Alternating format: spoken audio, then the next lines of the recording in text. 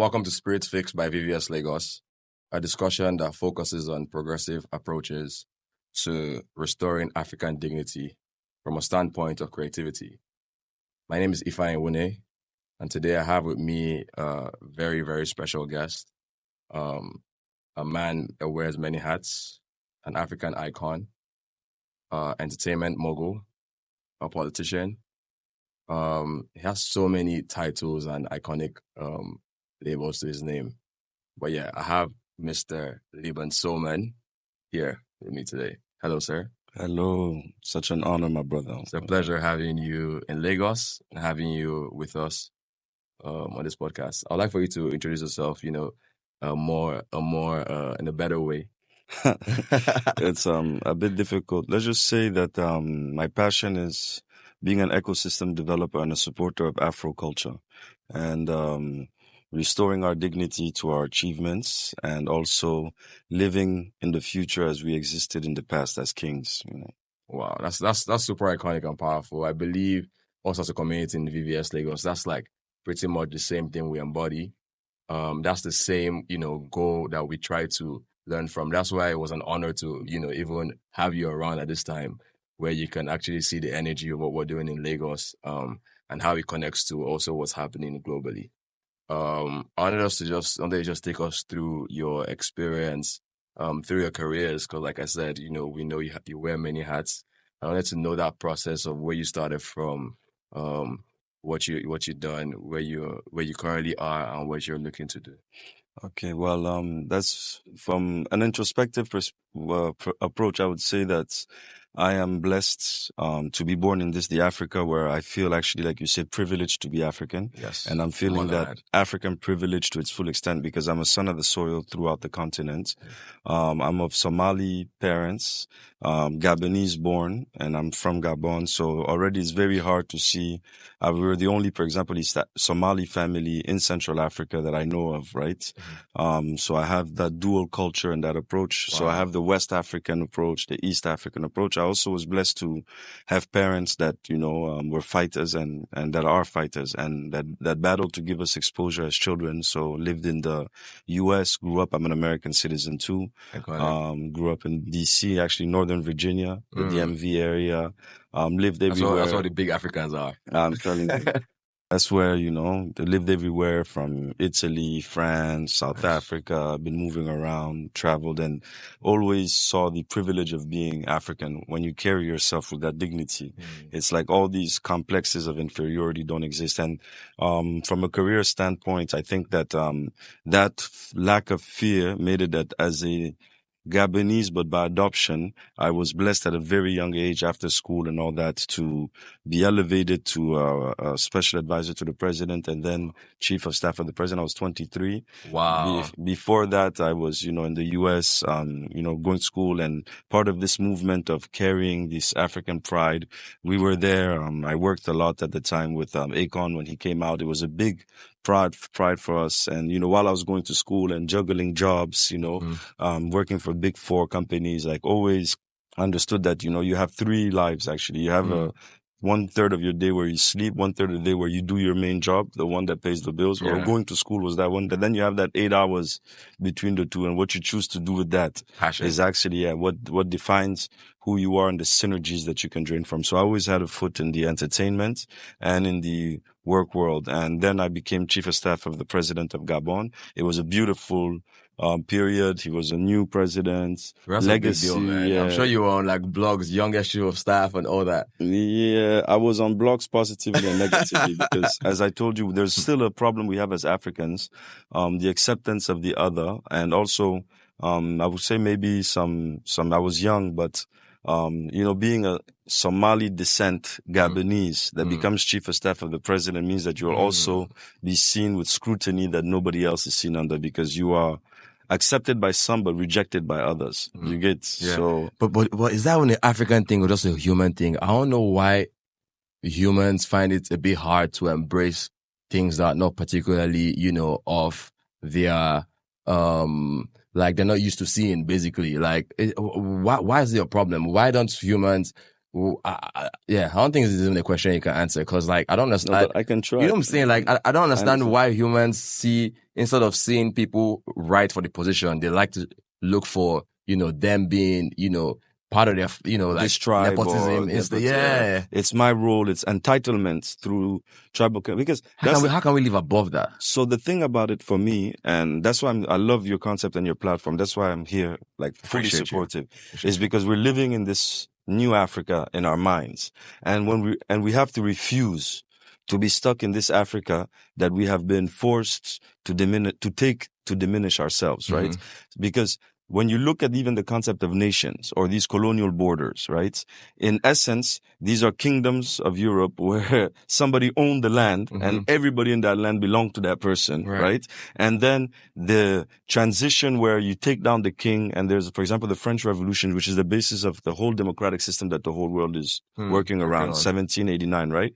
And you see at that specific moment that they take down the king, but they say, okay, so we're going to elect the king and we're going to call it a nation. Whereas us Africans, we have been nations and tribes and communities, and that the free flow and movement of people was something that was in essence in who we are. Like there's certain part African, and Africa is the Africas, right? It's the largest continent in the world. I mean, even the world map doesn't do us justice. So like the Africa when you're in East or when you're in West is totally different. And for example, my culture is a nomadic culture. My people never had a specific home. The land was our home. If it's a rainy season here, that's where we take our camels to graze. Same thing I think you have with the certain tribes here in the north of Nigeria, right? Same thing. Where now they're confused and then it creates tension because now you import these values of by gregarian mimetism, right? Where the person is just confused because it's not in his nature. It's not in his DNA. It's not in the way his brain is wired. I mean, in the world, there's computers that function to process imagery. There's computers that function to process AI.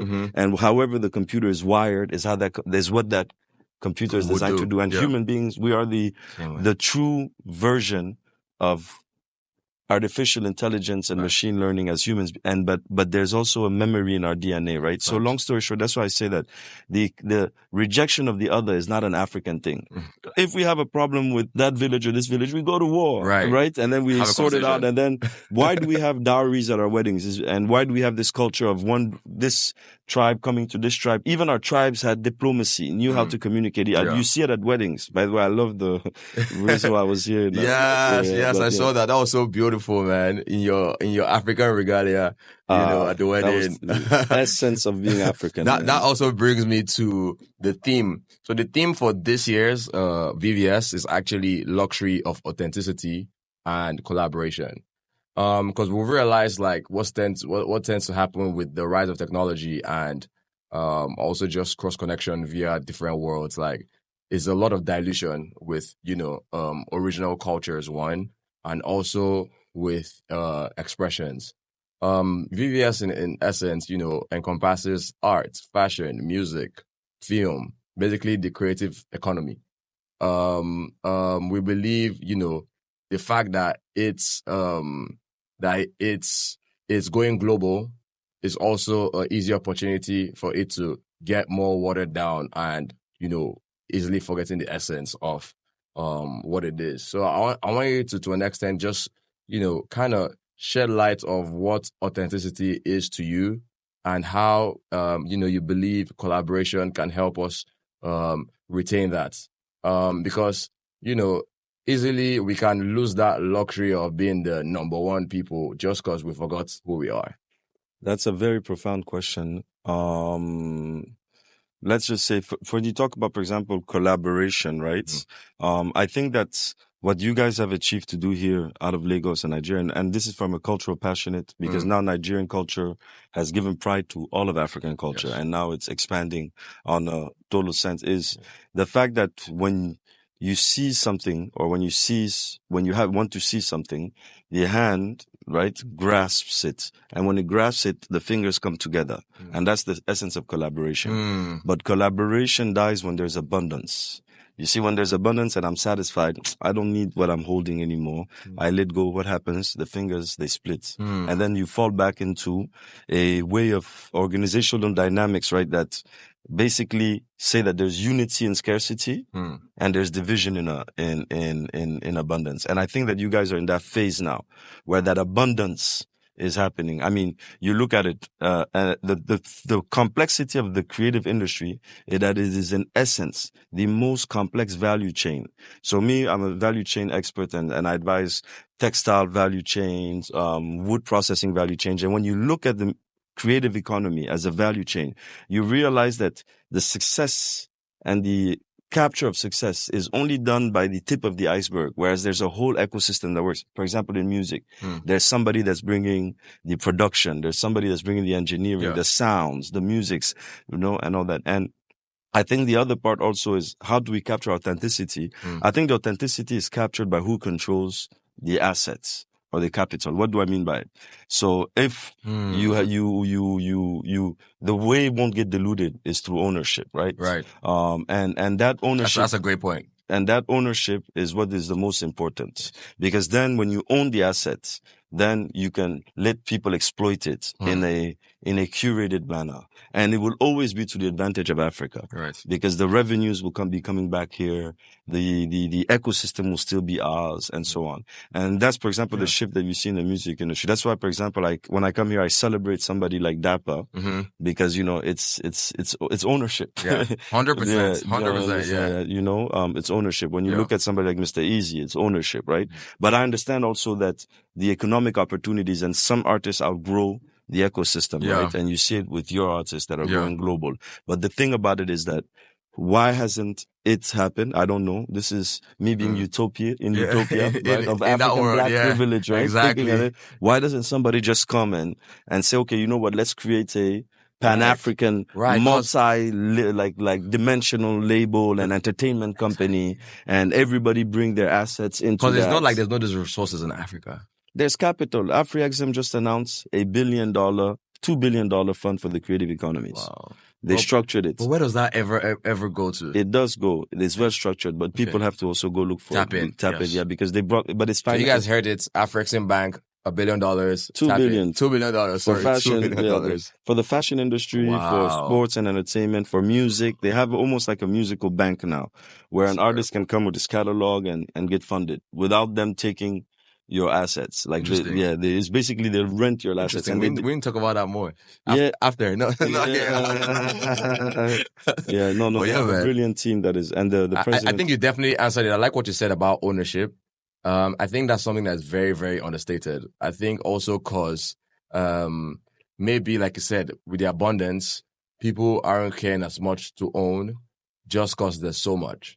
And that also, to an extent, might also water down the product just because of there's not as much effort as it was when it was scarce. So yeah, I think that's a very, very solid point we have to keep in mind. I think ownership is something I would encourage any creative, whether it be it artist, whether it be it filmmaker, whether it be it musician. Like, ownership to a certain extent is extremely important, because that's how you have control of the conversation, the stories you're telling, and how you have control of, the next steps even. Because it's not a situation where, you're having this great, amazing partner right now, but, they turn, something just happens and then they turn their back on you and it's a different conversation.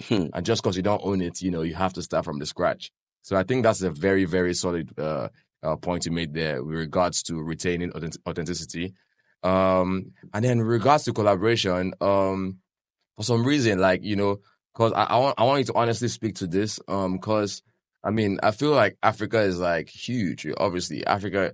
That's why but I'm gonna go back to this. But Africa is huge, and there's just so much going on. But there's a lot of, like you said, now Lagos being the commercial center, bro. Why isn't there? There's collaborations happening, but why isn't there enough collaborations happening?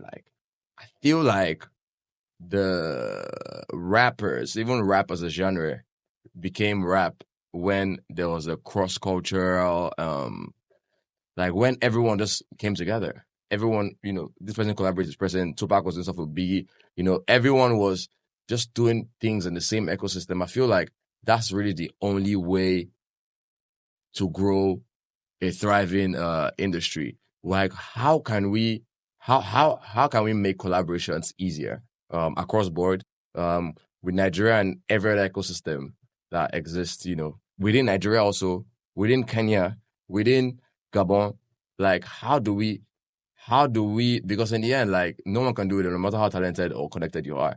Like you still need people to land these ideas. Like how can we land more collaborations in our ecosystem? So for me, it goes back to that thing I said about abundance, right? So collaborations, like now you see a Nigerian artist that would rather do a feature with an international artist before he blesses his local brother, right? Or vice versa. African artists have huge difficulty getting features from Nigerian artists, and it's a huge problem. That's on the music side, even on the designer. That's crazy. Yeah, so you look at it like I've never seen, for example, a feature between Fally Ipupa and a top Nigerian artist, right? I think we might have one Flavor. Yeah, maybe Flavor. Maybe. Back in the day. Yeah, That's back what I in was the saying. day. Back in the day, scarcity. At that time, Flavor, even when you go back to P Square, like they were going cross continent, right? And collaborating and blessing people. And because it started, so Afrobeats reignated through Africa before. So Africa carried Afrobeats with Nigeria. Right. And then you look also when you talk about collaboration is the essence of it. First of all, anything cultural is a movement. And anything that is a Very movement. important. Yeah. Anything that is a movement has the dynamics of multiplayer storytelling, right? And the storytelling is what goes with the movement. And then human beings by nature carry a vision, shared ideas, and it becomes a culture at the moment when it reaches virality. And for it to reach virality, there needs to be stories told about it. So you'll have a musical genre that will go with a fashion, and then that would define a certain culture, right? So for example, when you see the Marlians, right, and you see the way they dress and their style, that goes with that culture, that subculture, right? When we see the Alte movements, and then you see how they dress, that goes with that subculture, and then that culture goes with stories, right? And then you guys carried some of the most beautiful stories that we live as Africans. I mean, you look, even those little unnecessary feuds, you have the big three, David, Wiz, and things. And all of Africa is talking about it and watching it. And then, for example, here, just Davido's wedding happening was a statement to the culture, right? And then you see the people dressed beautifully done, and then it's viral all over Africa. That joy that we were talking about earlier, that David radiated, it touched everywhere in Africa. That smile, that happiness, right? And then you see all these stories, and then you have the Burna Boy story or the Wizkid story, and how when your celebrities in Nigeria have pain and the losses, condolences to them that they went through, how all Africa mourned with them. So that is a responsibility to Nigeria. And if I can use a platform like this one to say, Nigeria needs to collaborate and embrace its Africanness before having the complexity or the complex of superiority or inferiority, because sometimes when you think you're superior, you end up being inferior. That you're looking at London and you're looking at New York and you're looking at LA and you look, and that's where we are. No, that's not where we are. 100%. This movement was carried by all the Africans. Once it's solid here on I feel like once there's a cross-border collaboration and it's solid here in Africa, it's like everyone is coming here. We're gonna bring South by Southwest here, Coachella here. We're gonna bring everyone here. Like they're gonna be happy. They'll be grateful to tap in because now they see it's a movement. But I don't believe in doing things in bubbles. I don't believe no one artist or no two artists can change the entire ecosystem. So you're definitely right. I think what you said too, it really old. It's really old to the net. Like Nigerians have to inspire that change since we're at the forefront of it. 100%. And what you're saying is so true. Hip hop started as a collective, as a movement of block parties, culture. Right. You look, and then within the subgenres around hip hop, you know what I mean? You had that whole Atlanta movement, and they were all together. They all worked at the same studio, same sound engineers, same fashion designers, same club promoters, so it's an ecosystem. And once you understand that, that's why respect is important, right? I was at a Lagos club yesterday, and you go into that club, but that club is not inclusive. You can tell that it's for you guys, right? Yeah, it's not like the day that Lagos, like for example, we go to Ghana in December as Africans to celebrate Nigerian culture. Yes. People are scared to come to Lagos. Like, how embraceful are you guys? How wide open are your arms? Facts. Do you get what I mean? Some people have the courage to come. Some people come, and all that. But there has to be place, right? And the thing is, Nigerians swear we're so welcoming. No, you are very welcoming. We swear we're so. Oh yeah, please come. Once you come here, we're like, Don't stress me, I beg. Oh, bro, I'm telling you, bro. Don't stress me, I beg. I heard that so much. I'm like, bro, yeah, come on, you know what I mean? You go in and it's like, wow, but it's beautiful to see. Like, yeah, it's an Instagrammable moment. It's a celebration of black excellence. So I love it. Yeah. You see the guy standing, the music that's playing is our music, but it's so stylish. The design and like the art is in every detail. Cause I mean, Lagos is posh, huh? Don't just look at the pictures that they put online. Like, look, you go to certain places, you're like, what the fuck? Am I in London or Singapore or what the fuck? Like it's insane. But you would not know that. Like, and then because I'm privileged to know like some very cool people like yourself. So I get to live a Lagos, you know, like you just pull in somewhere, you walk through somewhere, then you see like, what the hell? And then the people are fly and you know, they smell like money, you know, it's like crazy. The black Saudis. You guys heard that here first, the black Saudis. That would make this guy so proud, though. That would make Lagos people so proud because we love to be those people. We love to be the coolest in the room every time. I'm going to ask a question. Do you think because we spoke earlier about how Africans are nomadic people. What's the situation with the travel across Africa? Do you, because I feel because you were in government, you know, you can speak to that to an extent. Why is it so hard for me? Why is it harder for me to travel to Senegal than it is for me to travel to New York? I can travel to New York quicker and almost the same price, you know, and all those visas, like why is that? Why isn't this real conversations now? Like why aren't this addressed, you know, in real parliaments and governments? So for me, I think that there's multiple Africas, like we said. We have the Francophone bloc, we have the Anglophone bloc, we have West Central, we have East Africa and all that. And what happened is that before Africa integrates as a full continent, it needs to integrate as a region. And certain regional hurdles are happening. So I'm blessed to be on the board of Rwanda Development Board and Kigali International Festival. So I'm very close to what's going on in Rwanda, which is a country that for me sets a certain standard. 100%. Has a love, yeah. So Lagos is trying to learn a lot from Rwanda now. I was so happy when the Nigerians could not fly to Dubai anymore. They were all going to Rwanda. We saw the numbers explode. Yes, because BAL went. I saw that all the Nigerians were there. All Nigerians are there. But that's great. That's what we're talking about. Yeah, because Rwanda took away the visas. Rwanda is not scared to host Nigerians. Wow. Nigerians, you have to understand. Rwanda is visa free completely now. Rwanda is the first country in Africa to announce no visa for any African. No. Wow. So Rwanda has zero visa. President Paul Kagame, His Excellency, he announced it. That deserves a round of applause. It's mind-blowing how, as an African, it's hard to travel to another African country. You land there as an African, you are welcome. Hello, sir, welcome home. And then you go, because that's what the Africa I'm talking about. That's the Africa where we move in our own continent. Before, why do we have to go, sorry to say, receive a white man at the airport with delegation and escorts? Right. I'm your brother coming here from the other country. Not sorry to say. Yeah. I'm your brother coming here from another country. Like I need that same love. Exactly. You know, that I'm going to show you when you come home. That's the beauty of Africa. Because think about it. We used to move, this Sahara desert that we see now, 2,000 years ago, it wasn't a desert, huh? It was very wealthy. The kingdoms of the Egyptian pharaonic kingdom, black kingdoms. This was like our New York, and our culture was coming up, and then you saw how that culture impacted the world, right? We've done it before. What's happening now is, I mean, there's a time people say, "Oh, Afrobeat is global, it's huge." There's a time Fela was doing stadium shows 100%. around the world. So it's cycles. We're Basquiat and everyone chilling. You know, it's a cycle. It's a cycle. So there's always a moment where our culture will come back to domination, and I think we're on the verge of seeing it happen. We need to adapt and overcome certain major challenges that people are not seeing, such as the introduction of artificial intelligence, machine learning, automation. We have 70% young people. Bro, like 70% of Generation Alpha. Because right now it's Generation Z. So we have to start the letters again, right? Generation Alpha, 70% is going to be black. That means mixed babies. Wow. There's going to be more black people than white people in that generation. And that generation is going to intermarry. So in 50 years to 100 years, the world is going to be touched. Because Nigerians are very big number within that black culture.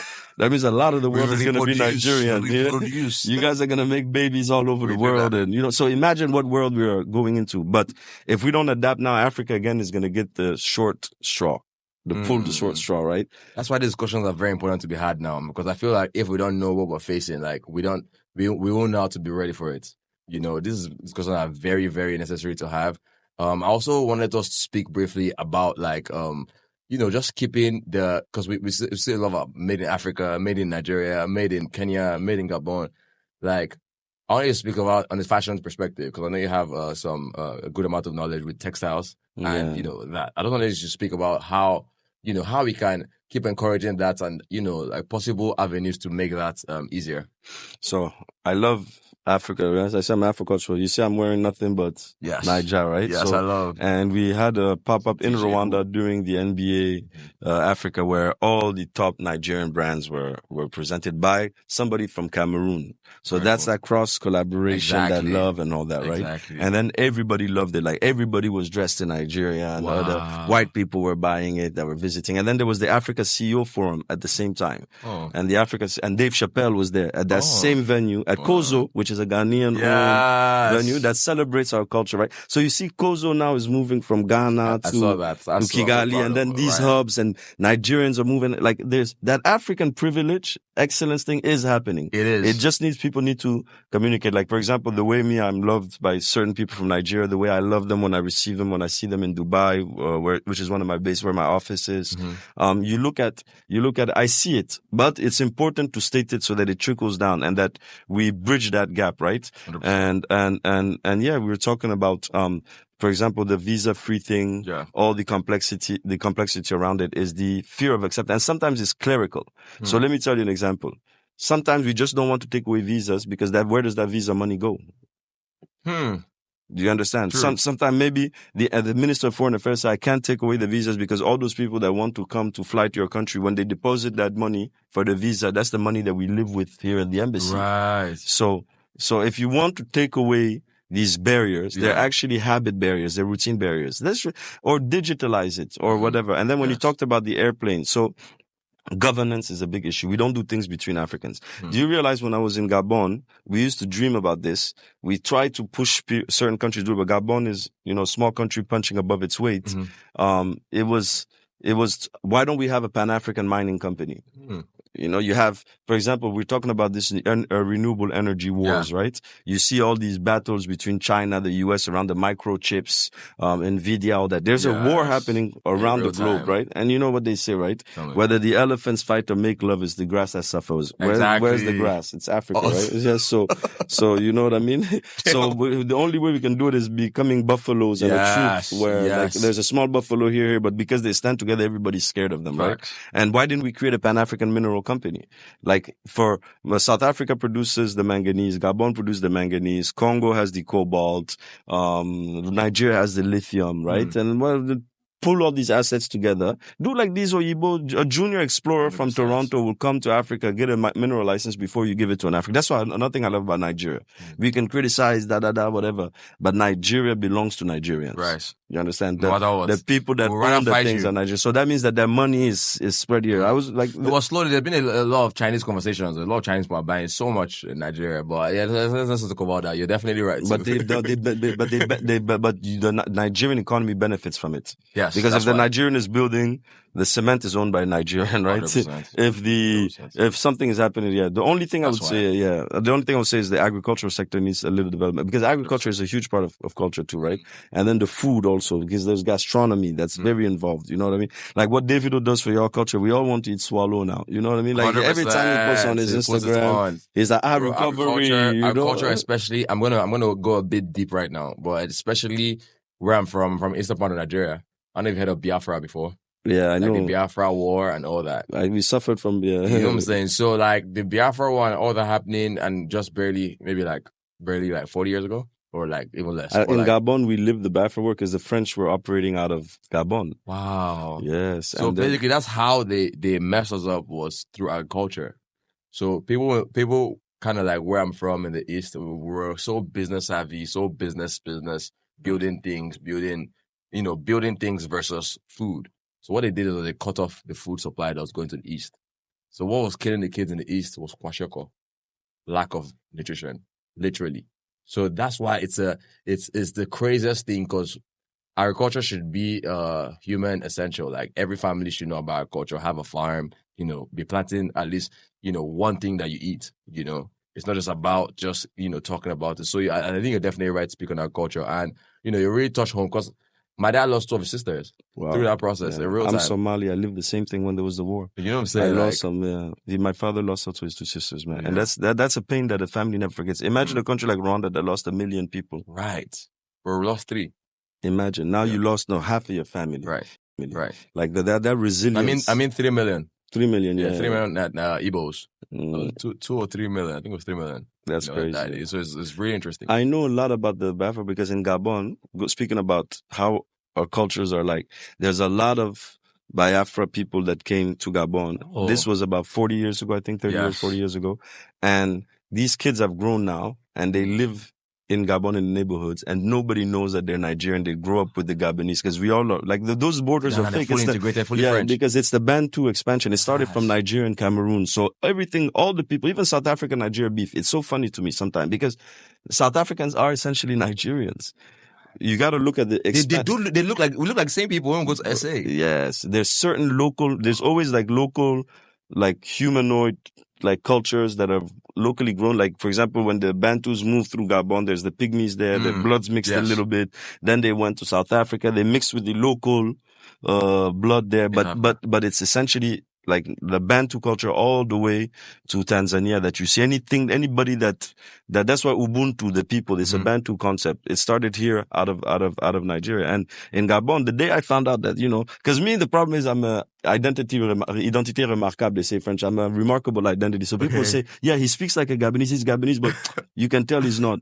But that Nigerian guy that grew up there, nobody can tell. No one. The day I found out is when the Afrobeat stars started coming. They were so proud to be Nigerian. Wow. I was walking with an Afrobeat legend, and the guy started speaking to him in Igbo, and he grew up with me in my neighborhood. And I looked at him, I said, bro, you're the one when we joke, you call me foreigner, you call me Somalia, and now you speak in Igbo, and for, he speaks better Igbo than he speaks English. He speaks French and Igbo. Like, I'm like, and you see that everywhere. Like Atlanta. Like now people are very proud to say that, we're Nigerian or we're African. Right. But like 20 years ago, people were wearing the do-rag and talking that lingo that from the, from the hip hop. Yeah.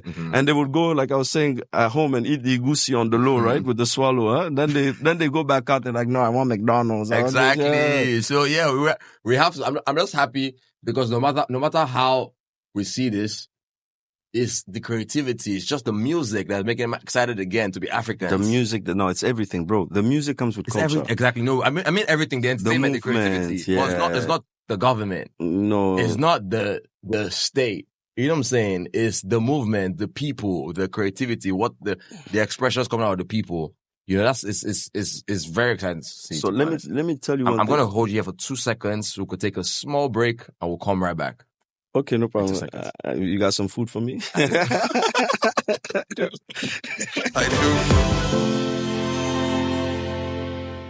And we're back, guys. Welcome back. To those of you who just joined, this is Spirit Fix by VVS Lagos. And we have a Pan-African icon, Liban Soleman, in the building. We've spoken a lot about the theme for this year, which is luxury of authenticity and collaboration. Yeah, man, we just wanted to speak to what you're up to in the next, say, 6 months to 1 year, because we've been seeing a lot of big moves. We saw you one of our really cool ministers, Mrs. Aisha Hanatu. I also saw you with the Grammy committee. So we know there's a lot of things brewing. I wonder if you could speak to that just a bit. So, yeah, your minister is very cool. She's the coolest, every room, the most fashionable. Crazy. No, but I think that of course I'm under a non-NDA. Some of the work I do, I consult for some of these major brands to help them adapt to Africa. But the Recording Academy announced an expansion. You can check it online where they're opening. I think we did see they went to Ghana as well. They went to Ghana, but they're doing an expansion where they're opening regional hubs, and they've set up to do it in 4 countries, of which Nigeria is one. Then you have Rwanda, Kenya, South Africa, and Ivory Coast that represents the Francophone world. And so they've done that strategy so that artists can have a place, or creators can have a place where they can come and get resources. And one of the main purposes of them coming here is it's mutually beneficial. Obviously, everything I do has to be to the benefit of the continent, right? Where they're going to help us, and bringing these collaboration, right? Bringing all these countries together to speak about a common vision and policy around the creators' economy, right? And that's what, because everybody sees the Grammys, but they forget that the Grammys is but a peer-to-peer show that is organized by the Recording Academy, which has more than 20,000 plus members that are all creators, from the sound engineers to the songwriters, everything, and that lobby the US, the major labels, the institutions for the rights and the interests of creators. So bringing that here will allow for us to use it, and I think you've seen some of my former rants about the telecom companies and collecting rights. Definitely have. That went so viral. So the idea is to use that platform with an international platform that can pressure our ecosystem that is resistant to change, to bring about the change that is needed for the creative economy. Because the reason why we call it economy is because it's transactional. We can't be doing things for free. 100%. You can't be making music and it's playing in Tanzania and you're not getting paid for your music. You can't be like, that's why, like, even other Africans need to understand, if they want our superstars like Burna or Davido or Wizkid to tour Africa, they need, if they're not going to get, if we don't have the money to afford them now, because I mean, the prices for your superstars went to the roof. If we don't have the money to afford them now, but if they're collecting money from their music there and they know that it pays music, they'll go there for a promo run. Right. Because then it makes sense that I need to activate my music there. Because this last year I collected 1 million from that country. At least you're getting value in, and you need to activate that market. That's why a lot of artists tour to places where it's not economically viable even for them to be there, but because they need to collect other types of revenue. So that makes sense. So the Recording Academy is doing this global expansion. They're doing the Middle East as well, and we're excited for that, man. Yeah, I think it'll be good. I know some people are scared because they see the Grammy part. They say, they're gonna come and we're not gonna be able to do Headies anymore. Headies is like, I've said no. There's place for everybody. In America, you have too much video. Yeah. We need many more platforms to celebrate our creators. We need more. You know, you have the Grammys, and now you have the. That being said, VVS is actually giving some honorary awards because we believe we do need more. Like people aren't recognized enough, especially for very good efforts. We can't leave our recognition and appreciation to. It doesn't have to just be one. We have to celebrate each other. We have to celebrate achievements. That's what will motivate other people to achieve. It's the culture of celebration and excellence, right? All the time. Of being black privilege. I love your sentence. I'm going to take it back. Yes, sir. Please. Privilege, the utopia of black privilege. Very important. That's an excellent. I remember just to wrap it up. I remember when I was younger, like one of the collections we did said the T-shirt said Jesus is black. And the reason why we said that, because when I used to pray, I mean, not that I don't pray. I still pray for times like this. I still pray every day, you guys, please. But like when I was younger and I would say a prayer and I'm closing my eyes, I didn't like the fact that I'll close my eyes and see a white Jesus. You know, that's the only reason why I made a T-shirt that said Jesus is black. Wow, you just said something that is profound. Because I'm Muslim, I could not relate. Exactly. And now I just related. That means that is the power of what happened. I just realized that this is an epiphany for me. That when people close their eyes, they think of God. Yeah. And as a black man, we were made to see a white God. A white face. That is deep. You know? And the reality of what God is, you're meant to see the highest version of yourself. You're not meant to see the highest version of any other entity. So that's why we made those shirts, because we had to figure out how to culturally, because what you said, like they mess up our culture. Like it's down to the roots without even knowing, you know, we're just used to it because that's what we know. 100%. You know, so slowly, I think it's very, very important. We have discussions in as much as we're the cool people, you know, we still look fresh and fly, but we have to break out this matrix, you know, break out these minds. People have to just live their lives better and happier, you know, because I feel like that way you will be more joyful, you know, and we'll also understand ourselves more than ever. But yes, we just say that to wrap our podcast up, and we appreciate our iconic brother, our big brother, iconic, you know, for being here. Bro, you're icon, man. He's so humble, by the way. You guys should Google this man. He's such an amazing guy. He's touched a lot of lives without even saying nothing, you know. I want him to reiterate on some of that, but obviously, as always, he's super low-key. But yeah, feel free to find him, please, Liban Soleman, on any platforms that you have. Next week is VVS Lagos, and we'll be having the entire experience, the entire festival, starting from the panel, our Alliance Française in partnership with the French Embassy and the French Network. We also have a lot of professionals, speaking to different topics ranging from art, fashion, music, business policy, film, inspiring the next generation of creators in those spaces. And after that day, from the 3rd to the 5th, we have a pop-up, a fashion pop-up where we have exclusive brands like the one my iconic brother is wearing here, TJ Who, and the one I'm wearing here, Iron Official, and a couple other dope brands. Will also be, selling pieces, from the 3rd to the 5th at the Curator Gallery in Ikoyi. And they will have an art exhibition by some dope artists, making statement pieces, global artists of Nigerian descent that would be showing as well for those 3 days. And then the main show would be at the J.K. Randu Museum, which is an iconic museum. We're going to be pretty much the first major show to be using it. So I think it's an iconic thing because it's Yoruba Museum of History. And we believe doing an event in Lagos, we should do something that, celebrates the Yoruba culture because, we're all Lagosians. So yeah, we look forward to seeing you guys. You can get your tickets on www.vvslagos.com. And yeah, every other information you might need. So yeah, thank you guys for tuning in to our podcast. And this is not a podcast, by the way. This is a discussion. Please, on a podcast. I know this podcast. I know those people that you are used to seeing. I beg, or a discussion, serious community. Are you an influencer now? I'm not an influencer. Thank you guys so much. Thank you so much for being here, my brother. I appreciate you. I appreciate you. I'm a fan. And then, now I need to collect my drip because you don't give a drip. Bro, done. You're in Lagos now, so everything is you need to show me love. Before you get to your hotel, it's there already. Yeah. It's waiting for you. For me. Before you get there. Okay, now.